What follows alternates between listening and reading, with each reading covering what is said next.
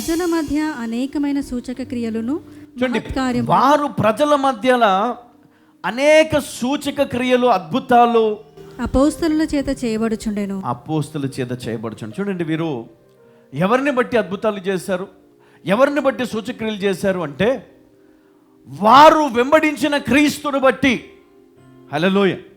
ఎందుకంటే క్రీస్తుని వారి దగ్గర నుంచి చూశారు, వారు క్రీస్తుతో కూడా నడిచారు. కాబట్టి వారు దేనికి భయపడలేదు, దురాత్మలకు భయపడలేదు, పరిస్థితులకు భయపడలేదు. వాళ్ళు నిలబడ్డారు గట్టిగా. చివరికి వారు హతసాక్షులయ్యారు. చివరికి వారందరూ కూడా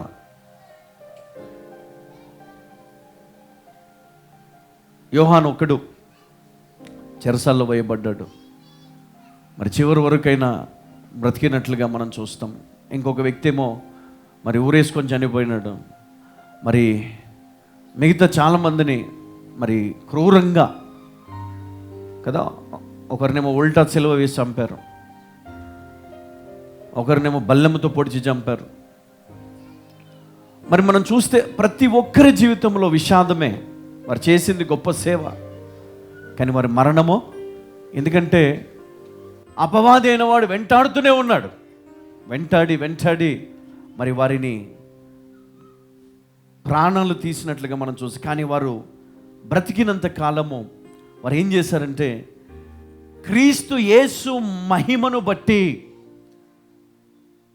ఆయనను మహిమపరుస్తూ, ఆయనను ఘనపరుస్తూ, క్రీస్తు ఈ లోకానికి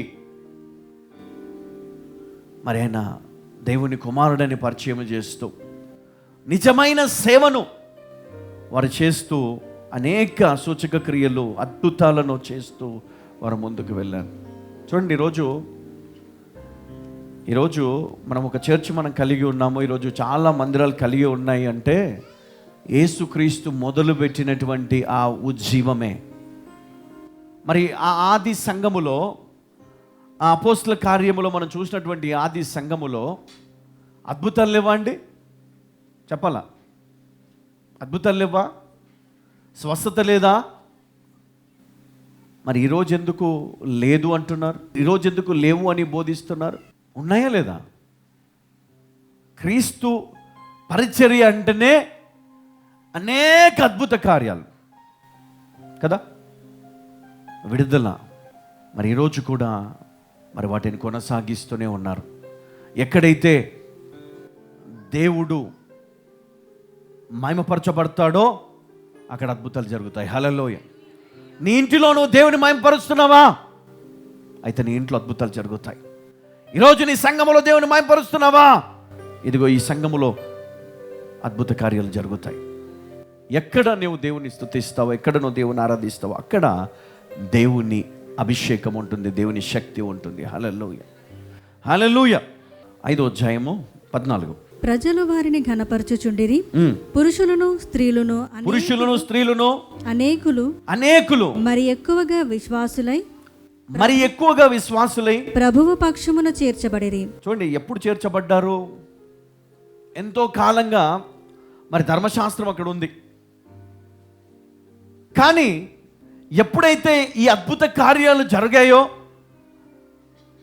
పేతురు, యోహానుల ద్వారా ఆ ప్రజలందరూ చూసి వారు ఆశ్చర్యపోయి మరి క్రీస్తు నిజమైన దేవుడని, నిజమైన దేవుని కుమారుడని, ఆయన స్వస్థపరుస్తాడని మరి వారందరూ కూడా మరి విశ్వసించి మరి వారి అనేకులు, పురుషులను స్త్రీలను అనేకులు మరి ఎక్కువగా విశ్వాసులై ప్రభు పక్షమున చేర్చబడిరి కదా. ఈరోజు మనము రక్షణ పొందినా కూడా ప్రభు పక్షమున లేని వారముగా ఉంటాం మనం. హల్లెలూయా, అవునండి. దేవుణ్ణి ఘనపరచడానికి ముందు ఉండం మనం ఎప్పుడు కూడా. మనం దేవుణ్ణి ఎట్లా ఘనపరచాలమ్మా? ఎలా ఘనపరచాలి? అయ్యా నేను ఏమి ఇవ్వాలి? నా దగ్గర ఏముంది? నిన్ను ఎలా ఘనపరచాలి నేను?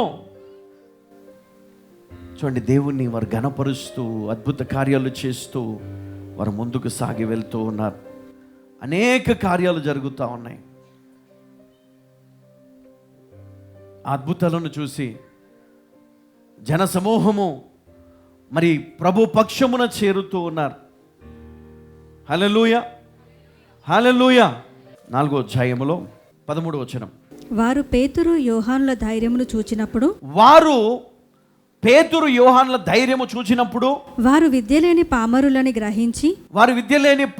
గ్రహించి ఆశ్చర్యపడి వారు యేసుతో కూడా ఉండిన వారని గుర్తెరిగిరి. ఏం చేశారంట?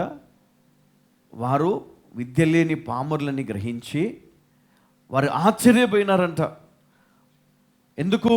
వారి బోధలను చూసి, వారు యేసుతో కూడా ఉండిన వారిని వారు గుర్తెరిగినారంట. హల్లెలూయా. వీరు క్రీస్తుతో కూడా నడిచిన వారు, అందుకే వారిలో భయము లేదు, ధైర్యంగా నిలబడ్డారు, ధైర్యంగా బోధించారు. మరి ఈరోజు నీవు ధైర్యంగా నిలబడగలుగుతావా? అస్సలు మా ఇంట్లో ఒప్పుకోరండి, చుట్టుపక్కల వారు ఒప్పుకోరండి. బైబిల్ పట్టుకొని రావడానికి కూడా సిగ్గు కదా.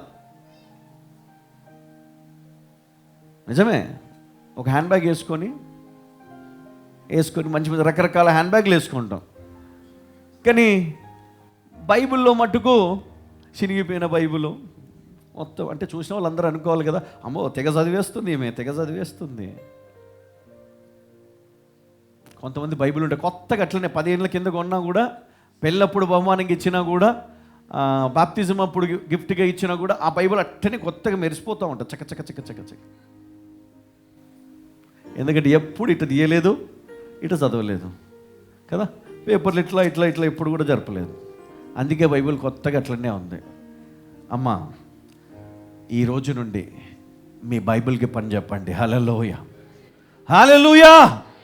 నువ్వు ఎప్పుడైతే బైబిల్ తెరిచి వాక్యాన్ని చదువుతావో, నీ జీవితంలో దుష్టాత్మలు నిన్ను విడిచి వెళ్ళిపోతాయి. ఎందుకంటే ఇది పరిశుద్ధమైన దేవుని వాక్కు. హల్లెలూయా.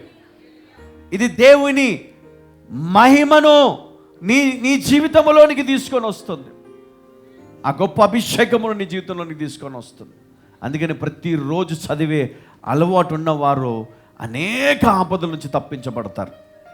హల్లెలూయా కదా. ఒక్కరోజు కూడా నువ్వు చదవవు, ప్రతిరోజు వాక్యం వినండి. ఏం చేయాలా? ఎంతమందికి తెలుసు మన KJCM యూట్యూబ్ ఛానల్ ఉందని? తెలుసు కదా. అమ్మ, దయచేసి మాటలు, ఆ దేవుని మాటలు వినండి, బలపడండి, విశ్వాసములు ఎదగండి, కష్టంలో నుండి, బాధల నుండి, లేమిలో నుండి, వ్యాధిలో నుండి, దురాత్మల నుండి విడుదల పొందండి. హల్లెలూయా, హల్లెలూయా. దేవుడు స్వస్థపరచగలడు. ఎంతమంది నమ్ముతున్నారు కదా? ఎన్ని కార్యాలు చేశాడు ఆయన, ఇప్పుడు కూడా చేస్తాడా చేయడా? ఎంతమంది నమ్ముతున్నారు చెప్పండి. నజరేయుడైన యేసయ్య ఈరోజు నా జీవితంలో ఉన్న ప్రతి రోగము, లేమి, బాధలు, ఇబ్బందులు, సమస్యలు, గొడవలు, కక్షలు, శాపాలు యేసయ్య నీ నామములో తొలగిపోవునుగాక. ఎందుకంటే ఈ రోజు నుండి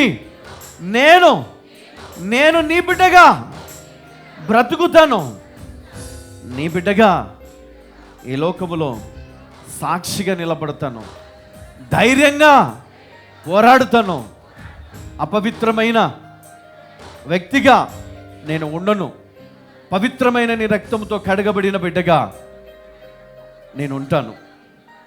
నన్ను పవిత్రపరచు, నన్ను అభిషేకించు, నాకు బోధించు, నాతో మాట్లాడు. యేసయ్యా నీకే మహిమ కలుగునుగాక. ఆమేన్.